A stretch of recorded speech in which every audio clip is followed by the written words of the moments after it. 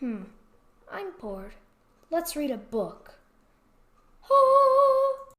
This doorway. Crystal inclined her head toward a carved entrance, flanked by 2 green-clad guards. She wore her sword. She probably slept with it. Only the guards' eyes moved, checking me out. But I had left the staff in Crystal's quarters. I decided to wear the empty knife sheath, since in some principalities failure to wear a knife carried certain implications. I didn't remember if Kyphros were one, but if it weren't, no one would care one way or another. If my pack and staff weren't safe in Crystal's quarters, they weren't safe anywhere in Kyphrian. This is a small dinner. The Autarch wanted to hear of your adventures. She guided me into the room. A state dining room was not. The imperial-style black oak table was covered with a green linen cloth bordered in gold. The utensils were silver, and the plates were of china nearly as fine as my mother's best.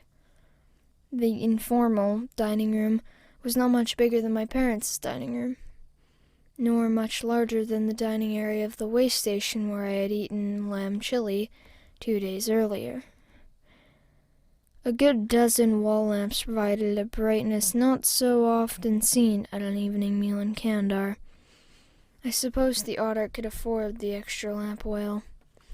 We stopped almost after entering the room, as well short of the 6 people who stood talking by the bay window on the other side of the table, a window that looked over Kyphrian and the scattered lights of the lamps and torches of the city.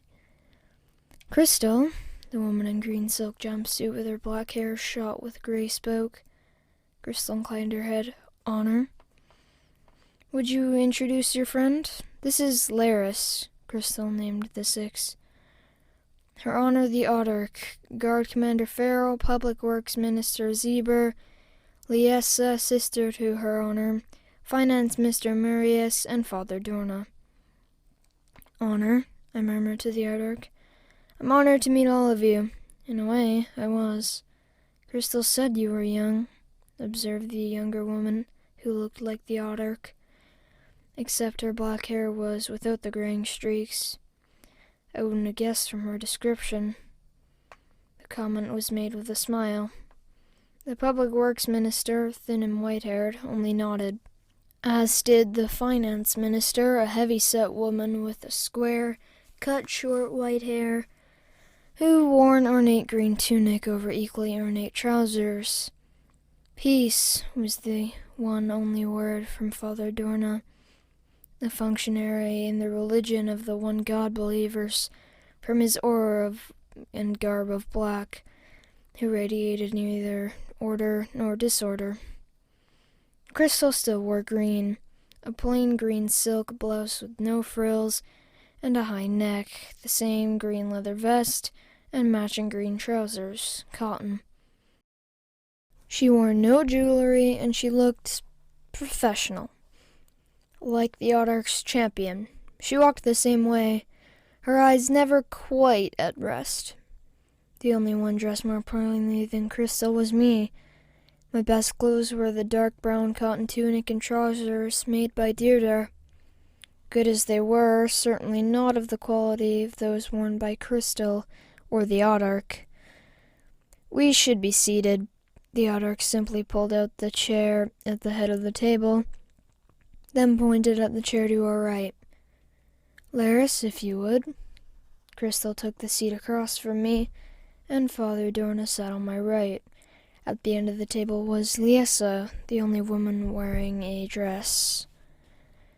I attempted to seat the Autarch, but she avoided the question by seating herself before my hand more than touched the back of the chair. No ceremony here. My name is Casey. I just nodded, not certain exactly what to say, as mixed greenery was placed on the plate in front of me. Crystal says you know something of the reasons behind the apparently senseless attacks by the Galleons? Some few things, I said, and some thoughts as to why. Since the Autarch began to question me before taking a bite of the greenery on her plate, I decided that, informal dinner or not, the main course was information, and the chef was a young man named Laris. I looked at Crystal. While I thought I saw a momentary twinkle in her eye, her expression was polite and impassive. Does the name Antonin mean anything? Devil. That came right from my right.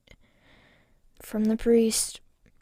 He's reputed to be a white wizard who lives in the Westorns, responded the Audarch. I don't think of her as Casey, then, no matter what she had said. He's a white wizard. He has allied himself with the prefect, or spent so much time in Fenard that he might as well be allied. What does this apply exactly to this alliance? Asked Pharaoh, the white-haired guard commander, whose words were as precise as her plain green tunic. She and Crystal wore the sole diners, visibly armed. Chaos. In what form, if you will? What does he gain from it? I took a deep breath. I don't have all the answers, but I continued before the guard commander asked yet another question. He opened a chaos fountain in the guard quarters in Fenard. The fountain had the effect of submerging reason. Since reason is a function of order, the fountain made the soldiers more obedient to commands issued with, I guess you'd say, chaos link. I mean, they're more likely to fight and kill blindly. I could feel Crystal's concern behind her impassive face. How did you discover this? After forcing myself to take a sip from the crystal goblet and discovering it contained red berry, I answered. I felt it from where I worked in Fenard. Well, it's really not that simple. You see, if Crystal hasn't told you, I left Recluce as a danger guilder. My charge was to reach the Westhorns and to make a decision as to whether I would serve order or chaos blindly. I had a few problems along the way. No one commented, so I kept going. When I got to Fenard, I needed time to think, and money. That was why I took up woodcrafting again while I tried to work things out. The chaos in and around Fenard kept increasing.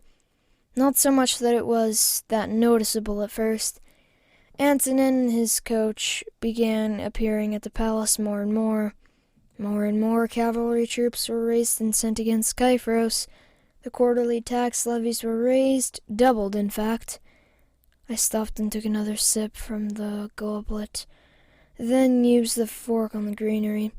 Everyone else was eating. I could as well. Could you explain the form of this chaos Antonin used? Asked Farrell. I don't know what I could name it, but it feels white with an ugly red core. I sipped the red berry again, and it chills me right through. You can feel it? The priest demanded. Any order master could. That's how strong he is. The servant I barely saw began removing the empty salad plates. Mine was still mostly full. I took another bite. Why is this any more dangerous than any other chaos weapon, or the fires that the white wizards would throw against our troops? The guard commander was persistent. Because it will destroy you from within, I snapped, angry at her apparent denseness. Sir? Her voice hardened. Farrell. The Audarch's voice was ice. Even I shut my mouth. She looked at me. I suspect I know what you mean, Ordermaster, but would you explain your last statement? I swallowed, wondering if I could really put what I felt in words. All right, please excuse me if I'm not clear. You have to understand that much of this is new to me, and that very few masters this side of Recluce have been permitted to learn it. Permitted? I ignored the question from the finance minister, figuring that only the Audarch counted. The strength of chaos is the destruction that can be focused. Order cannot be concentrated in the same way. Likewise, order is a passive defense, in that chaos cannot destroy absolute order. Absolute order precludes chaos, but only by restricting its presence from where there is already order. Thanks for watching. If you enjoyed this, please like, comment, and subscribe, and turn on notifications so you never miss out on any of my videos. See y'all in the next one. Goodbye!